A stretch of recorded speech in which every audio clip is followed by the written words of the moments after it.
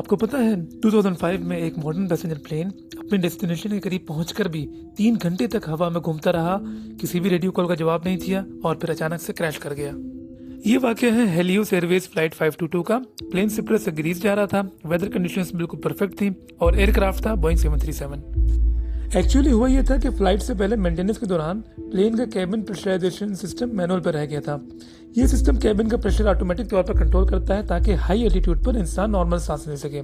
Normally ये auto पर होता है, लेकिन पायलट्स टेक ऑफ से पहले उसे ऑटो पर सेट करना भूल गए। उड़ान के बाद कॉकपिट में एक वार्निंग अलार्म भी बजा, लेकिन पायलट्स उसे किसी और मसले का अलार्म समझकर इग्नोर कर गए। जैसे जैसे प्लेन ऊंचाई पर गया, कैबिन के अंदर ऑक्सीजन आहिस्ता आहिस्ता कम होती चली गई। पायलट्स पहले और फिर पैसेंजर भी हाइपोक्सिया का शिकार हो गए।